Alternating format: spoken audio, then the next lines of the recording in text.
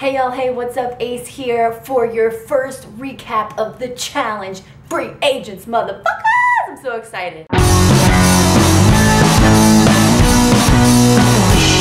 Oh my god, I know it looks really different where I'm sitting, but I decided to film in my room. I really didn't decide to. My roommate is cooking out there. Fucking roommates. Anyways, I'm so excited for the challenge, you guys. So very excited. I know I didn't get an intro from a special person on the challenge for this recap, but I'm sorry. I was supposed to and I just didn't get it, so next time. Since I didn't get to pre-cap, let's talk about a few of my favorites from the cast joining us this season. A few of my favorites, like I already said, Jasmine is one of my favorites. I also, I love CT. He's back. He's bearded. I don't know how I'm feeling about the beard, bro. I don't know. Ladies, tell me down in the comments because I don't have that straight girl swag. Kahutta is back this season. Pretty cool, like Kahutta. Dustin is back. My boy Dustin. Nani's back. Love Nani too. I love so many people this season. I can't even tell you. I can't even go into like who I love, who I don't love, but I am so very excited above all to see Laurel back on the challenge. I think she's going to kill it. So excited to see her win. Yep. I said it. But there's 28 people on this season of the challenge, okay? So like there's too many people. I hate the first couple of episodes because there's so much to talk about. I'm gonna miss things. I'm gonna not talk about shit you cared about that I don't care about. So sorry about it. Let's get into it. I love in Frank's little interview part at the beginning of the episode where he's like, listen, I have a bad reputation. What? Break the tank. Is he gonna freak out this season? Don't know yet. Tell me down in the comments, y'all. Everybody's on the bus heading to wherever the fuck they're going. And I'll tell you one person that I'm not excited to see on this challenge is Naya. Why? Because she scares me and I don't wanna have to talk shit about her because she might come and find me and slit my throat. That girl's she's crazy. I want to give a shout out to my dude TJ. It's been too long, TJ. I love seeing you on the TV. I'm wearing my Forgiven t-shirt today. Everybody buy Forgiven. You got to get that stuff. If you drink like me and you get little hangovers, it will help you. It will help you. Go down in the description below. Click on the link. Buy some of that shit. It's fantastic. Anyway, is this the 25th season of the challenge? Holy shit. I'm so glad I haven't been doing this for 25 seasons because I would just be like, ugh. I don't know if I would watch the challenge if TJ wasn't the host anymore, unless it was me. I'm coming for your job, TJ. So getting back into the challenge, TJ announces to everybody that this season is free agents, every man or woman for themselves. Uh-oh. Before each challenge, everybody's gonna be randomly selected to figure out whether they're gonna play alone, whether they're gonna play as a pair, or whether they're gonna play on a team. I'm liking this, guys. Then everybody that lost the challenge that day are gonna all take part in the draw, which is they draw these fucking cards, and if one of them has a skull on it, it's the kill card, and they automatically go into elimination, which is gonna change everything. It's gonna, a game of chance, a chance that by just fucking luck of you flipping over a card, you're gonna get sent into elimination.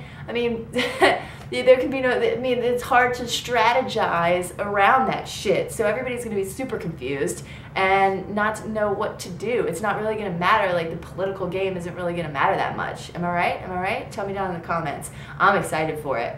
I love Jemmy's quote when TJ's telling them all the new stuff that's going to be in this challenge. I did not sign up to play in the Hunger Games, and I don't like this at all. My Jemmy is terrible. I love Jemmy. That's somebody I missed when I was saying who I'm excited to see. See, there's too many people. The winners of this new challenge win a shit ton of money, so I guess that's good. Dollars making everybody hollers. Dollars making everybody hollers.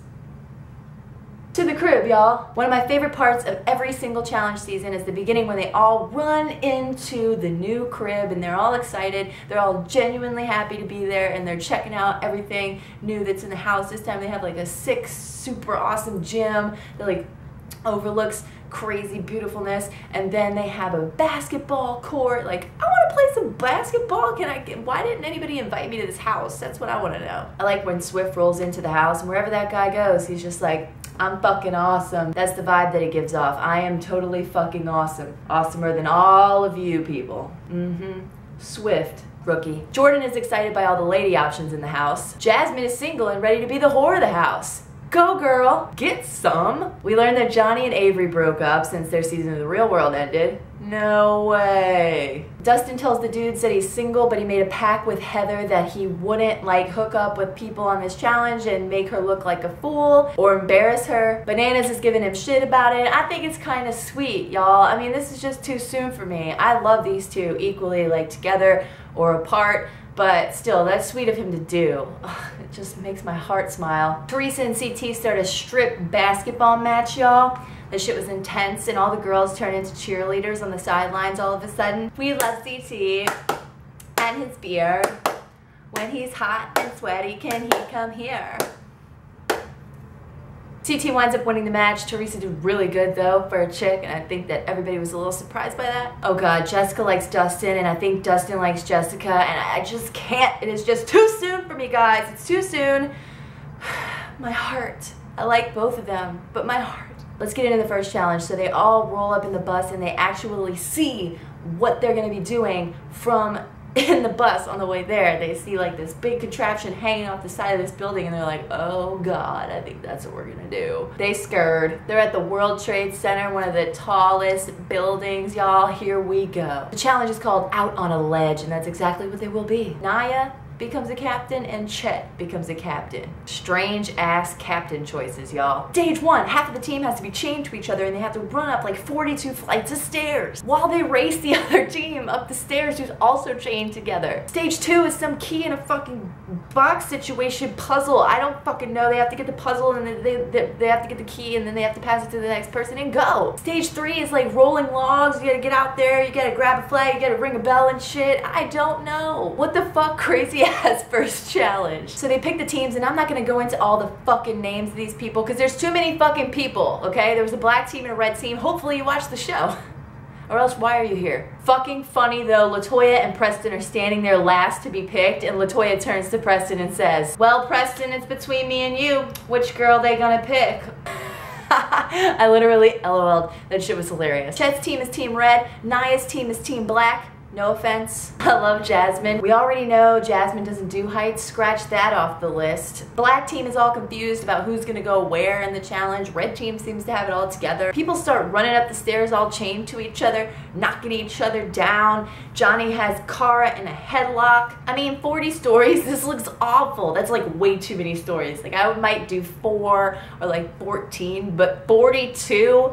Fuck you. The team gets into the doorway at the roof, and the red team is blocking the black team, and then here comes Swift, bro. I'm not letting anybody block my team. And he takes his little ass and he jumps over them, and you know, that didn't do anything.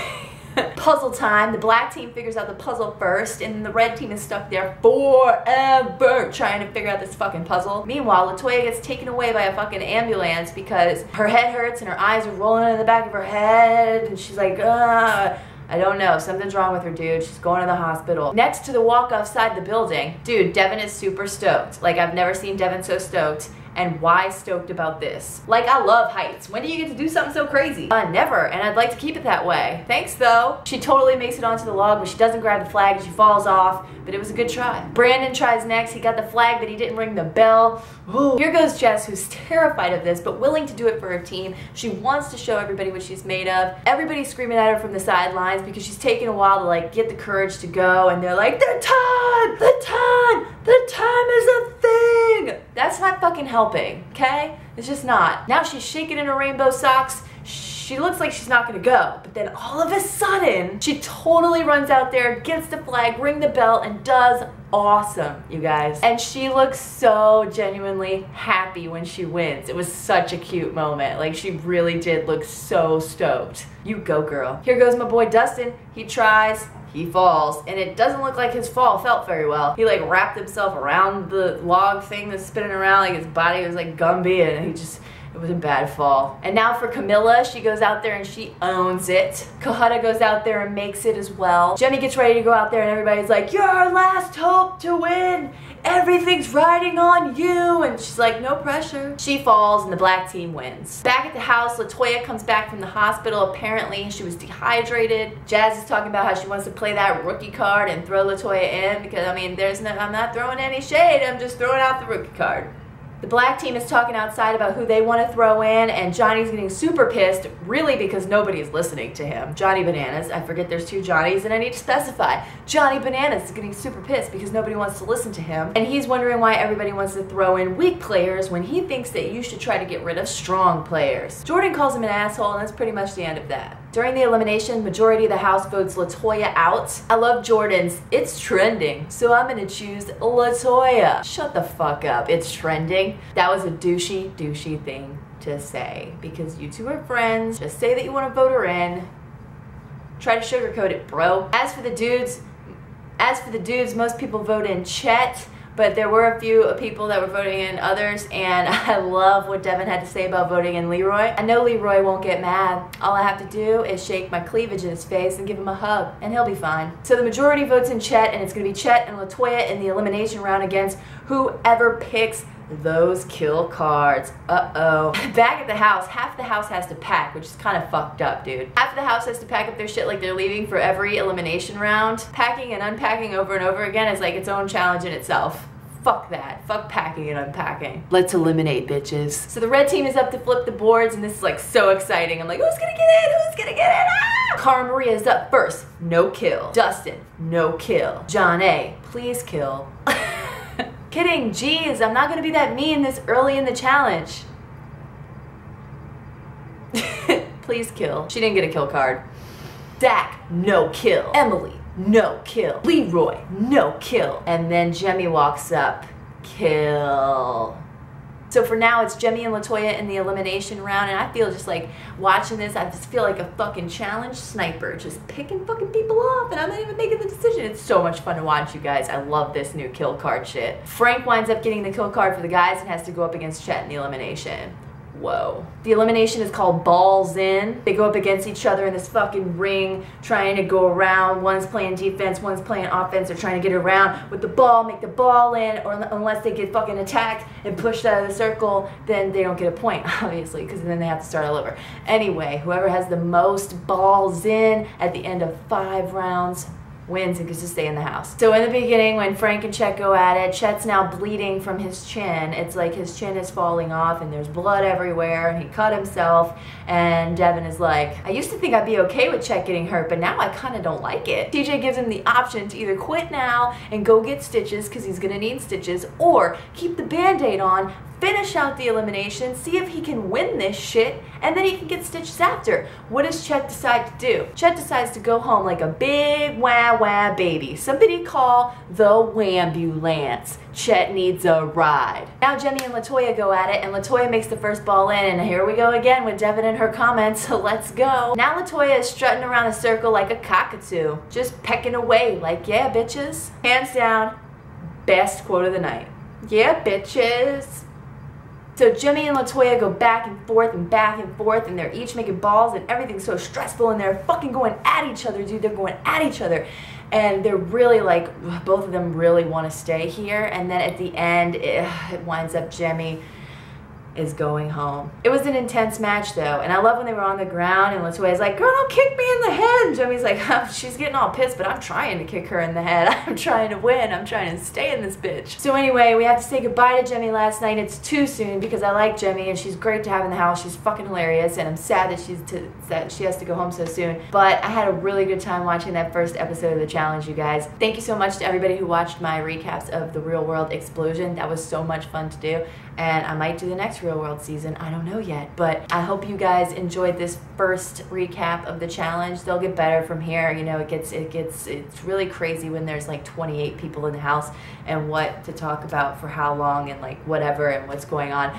But I hope you guys enjoyed it. I hope you'll leave a comment below. I hope you'll like. I hope you'll subscribe. I hope you'll share this on your social networks with all your challenge friends, because we know half of the world loves the challenge. Anyway, tell me your thoughts down in the comments. Don't forget to check out Forgiven, and I will see you guys next week. Same time, same place, same face with Ace. And until then, you know the drill. Peace out. Hey guys, do you like my room? I let you guys see my room. You see, that's the bed I sleep in. Anyway, if you liked this challenge recap, please give it a like and leave me a comment, because I love your face, and I'm gonna be back next week. And if you didn't leave a fucking comment, I'm gonna punch you in the